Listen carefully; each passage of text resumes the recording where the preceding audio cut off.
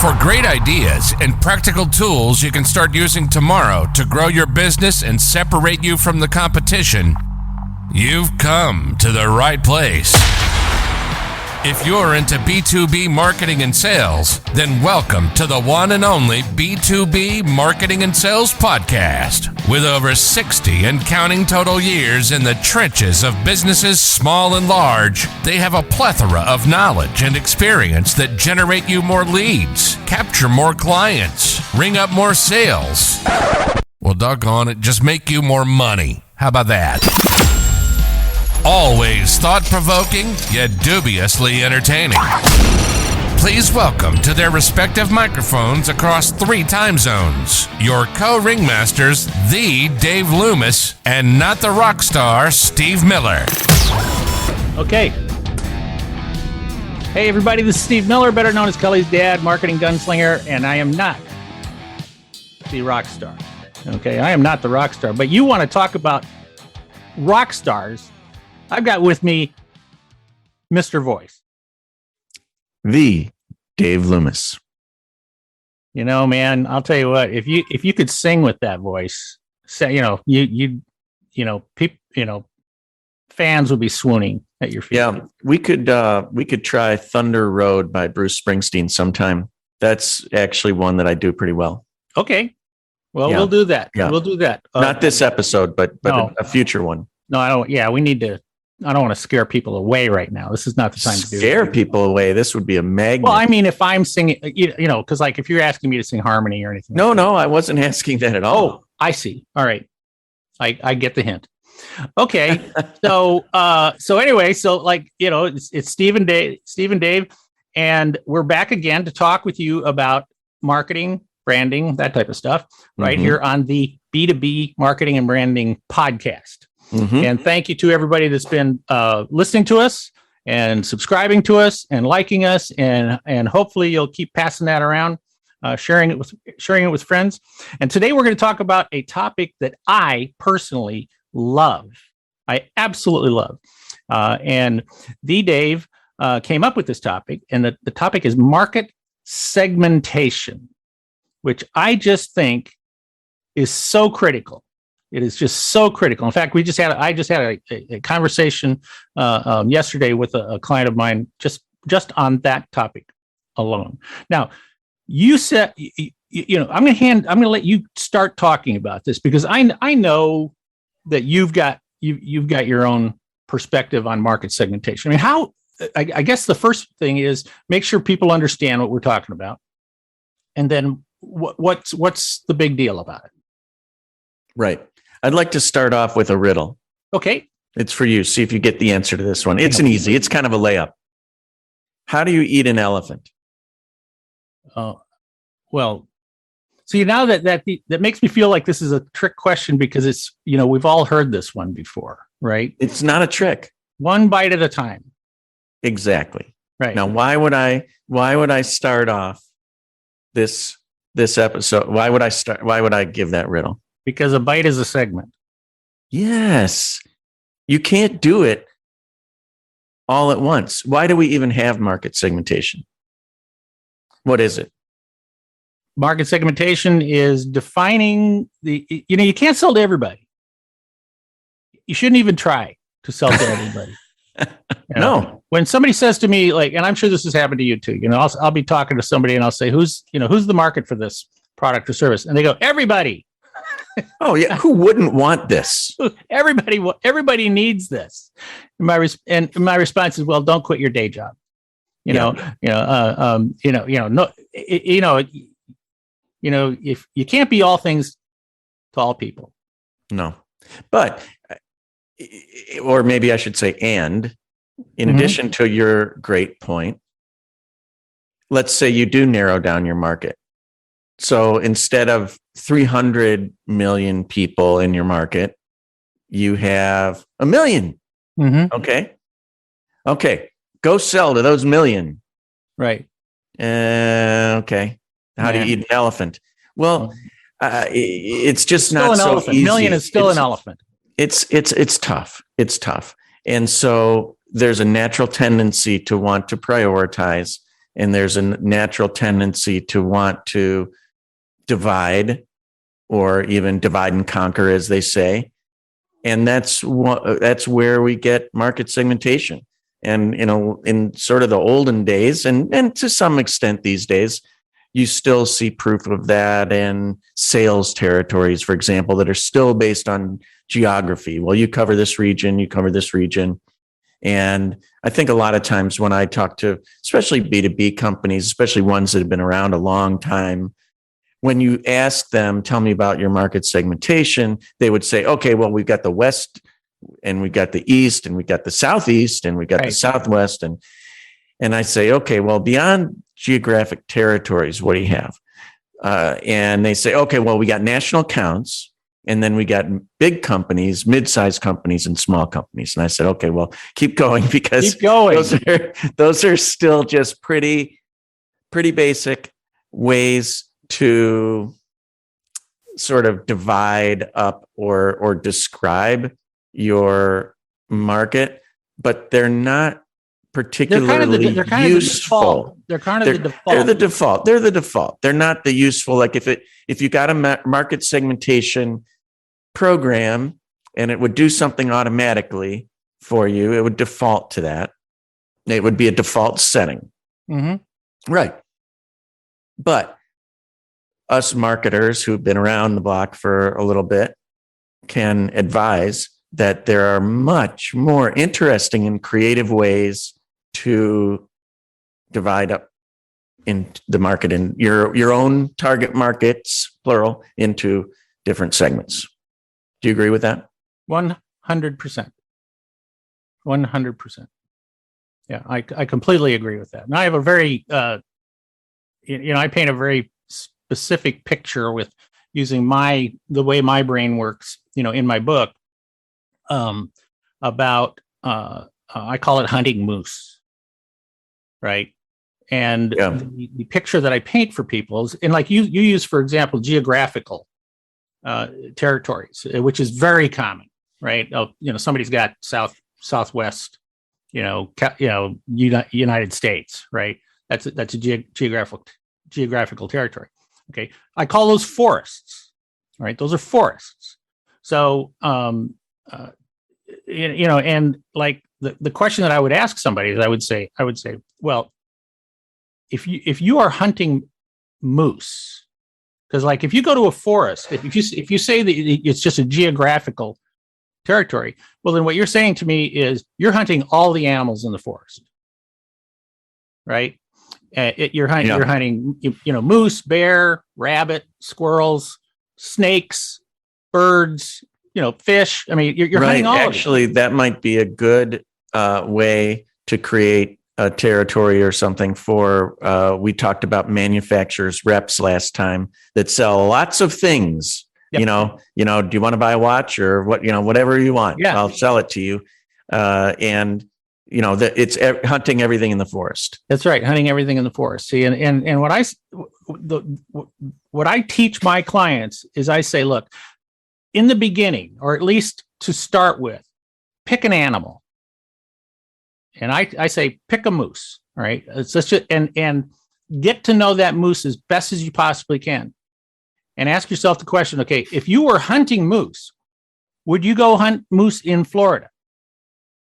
No. You wouldn't hunt moose in the forests of Florida or even the forests of Southern California or anything like that. You would go look for a forest that's up north somewhere, right? Where moose live, right? So you're going to go to the moose. Like Moosehead Lake in Maine. There's a reason why it's called Moosehead Lake. Yes, there are meese there. There are many meese around there. And so you go there, but what are you going to offer are you going to offer the same thing that you would offer like a rabbit, as bait? Because you need to have bait to attract the moose to you, right? So in other words, you need moose bait. The bait is specific to the moose. Mm-hmm, and none of the other animals in the forest they don't care about that bait. Right? They want their own, they're looking for their own kind of food. That's what they're looking for. Each one of them is looking for their own kind of food, and you have to use the kind of tool, the kind of like a moose gun, right? You're not going to hunt a moose with a tennis racket, right? So there's a whole bunch of things that you have to have in order to attract and kill this particular species that you're looking for. Whatever that segment is. That's the segment. If you're a marketer, that means that you need to define the segment first of all, right? And then you need to figure out. You need to learn about that segment. You need to learn, what is this segment like? What does this segment respond to? And then once I actually am able to attract the person, that buyer or buyers that are in that segment, what can I give them that will really sort of tip the scales and get this thing in our favor? And you've got to even go farther to where you need to be able to speak the language. You need to be able to speak segment. Moose, like a moose call. You need to be able to.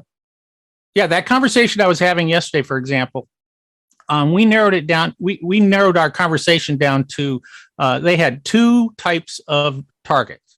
One were in the manufacturing community, right? One were job shops, okay, but primarily job shops that had less than 50 employees.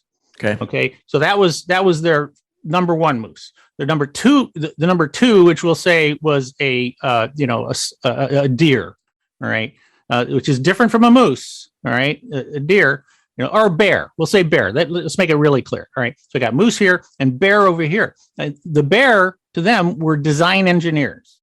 Okay. All right. Now, job shops and design engineers do not talk the same language. They have different needs. So job shops, you might have an owner of a job shop, and he is going to buy some machinery, okay, for his shop, okay. Design engineers, on the other hand, are given projects by their bosses, and then they look at those projects and they say, okay, what do we need to do these projects? So these are two different segments. There are two different animals in the forest. They will have different bait that they are attracted to. They will have, you need different weapons, to shoot them, right? Or whatever it is you do. Was your client selling the same thing to both of these? Essentially the same thing? Essentially the same thing. But they both, he knew that they both had a need for it. But and in the past, they've basically sent out the same message to both segments. And this is in marketing parlance, this is called, you need message to market match. Yeah. Right. And, message to market match means that you are talking their language. You are talking to them from their perspective. You are understand. Job shop owners have a different challenge than design engineers have. Right. Okay. I've got a client that sells filters when people are they're melting down plastic, and then they're making things from that melted down plastic. And some of their customers are making things from scratch, brand new things, like really highly engineered items that are beautiful and clean and pure and so forth. Another group of customers are recyclers that are taking recycled plastic and putting it through the paces and melting it down and filtering it out. Now those are very different. It's the same thing that they're selling essentially, but they have very, very different needs. The recyclers have it's not very pure. It's got all sorts of stuff in it because it's being recycled. And so they have very different needs. It gets clogged all the time because of all these impurities. So there need to be different things that happen. And if you were to go interview them and talk to them and do voice of customer, you'd find highly different needs and actually different outcomes, desired outcomes, because the purity or the quality of the output is different too. So I couldn't agree more that you need to speak different languages. You need to speak different languages because every segment stands alone. And what I always tell my clients is let's start with, I try to convince them to, let's start with one. Let's pick one really good segment for you. All right. Let's understand them as best as possible. Let's go talk to them from their perspective, and we're selling them the results that they are looking for. We're not selling them a piece of machinery. We're selling them a result that they are looking for, the hole that the drill is. Exactly. That's the jobs to be done that we've talked about. Jobs to be done. Exactly. Exactly. And then once you've got that going, then go ahead and, okay, now you can pick another segment. You can pick a different animal in the forest, but you have to do the exact same thing for them. But most companies simply send out the same message to everybody. And usually it's something very bland, like high quality at a great value. We have the best customer service. We have the best quality. We are the best of that. Hey, you know what? Everybody says that, which makes you the same as everybody else. And that's why you're competing on price. Exactly. And we don't want you to compete on price. Now, we've talked a little bit so far. What we've been talking about is selling and messaging as it relates to these segments. I've also had the opportunity to do some work where I have been working on distribution channel strategy. We talked about distribution channels, where I did some research for, say, a company that would make electrical circuit breakers, for example, and they were selling through, we even talked about this last week, where they were selling through distributors, and then home center stores came along. But it turned out that there were price buyers that would want to go, and they'd go anywhere. And then there were people that were brand buyers. They'd go anywhere to find that brand, not to find the lowest price, but their favorite brand. And then there were some that were channel loyal that would stick with that channel because of the service. So you can segment by those sort of buying behaviors also. So that's an interesting one. And then I also have had some great experience with micro segmentation based on basically application needs. And it goes back to a little bit about what you were saying, which is, hey, just choose one to start with and you do a deep dive and talk to them and learn. But I worked for a company that makes the French-based company that makes many things, huge company. They also compete with 3M on industrial sandpaper as one way to abrasives, basically. And these are very expensive pieces of abrasive because there are little diamond chips in them and things like that. And the segment that they were going after, it was so specific. And I just loved it because it was aerospace refurbishment. So it can't get more specific than that. They refurbished big jet engine turbines and wings of aircraft. I mean, so you're sanding down aluminum basically. But they wanted to know, what are the needs that are different for for this segment, this micro segment? And they ended up did find some very different needs by ethnography, observation, by just going and looking and watching them and learning and listening. And then they moved on to the next. They learned and made some kind of product adjustments and sales adjustments and speaking that language, and then moving on to the next one. Yeah, and I mean, there are so many different ways you can segment, but the main thing is to do it. That's the main thing, right? Don't you agree? Yeah, you could talk about it a lot.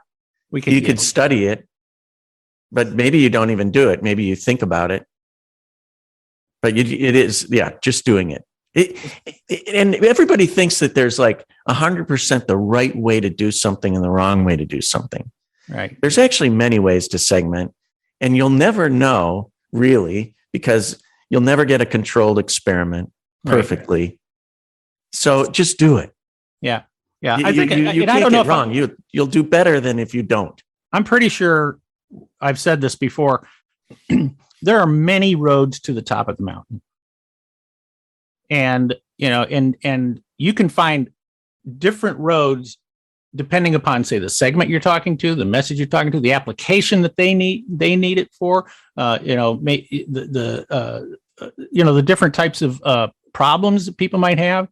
The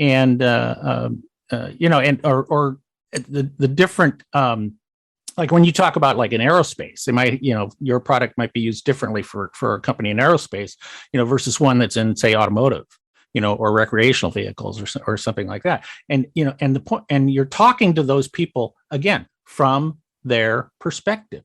What do they need? What do they need that you can help them with? Right. And I think it was Robert Collier in his famous book, the Robert Collier sales letter book or something, sales letter book many, many years ago. He said, you want to join the conversation that is already going on in the customer's mind. That's what you want to do as a marketer. And that's what each one of these segments, they have their own conversation going on. Absolutely. They have their own conversation. I love that. I love that. And all you can do, you could just use your imagination. What that makes me realize by listening to that is that people have businesses, that people have ongoing businesses that they're working day in and day out and trying to overcome challenges. And it's not like, oh, you knock on their door or you send them an email or you call them. It may be the first time you're coming in contact with them, but they've got this ongoing thing that they deal with all the time. Yep. They wake up with it. They wake up with it. They sleep with it. They come to. So it's not like all of a sudden they've been waiting their entire life for you to call and shine, the light on thing. No, that's not actually it. You just, it's like, I'm really busy right now doing what I do. Yeah. So it's hard to break through that. But when you can actually get in a conversation about what those challenges are, and the person thinks, well, maybe you actually could help me, then you're making progress. Right. Now we are at the end of our of this. No, we can't be. We are pretty much at the end. We may have to continue a topic like this. This segment we're at the end of this segment.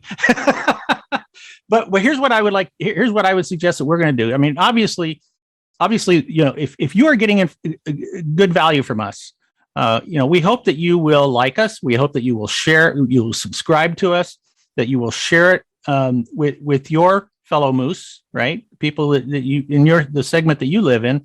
But also, I want us to give a couple plugs for our books, because this is the type of stuff that goes into, we go into more in depth in our books about these things that we're having conversations about. So the Dave Loomis, tell them what the name of your book is.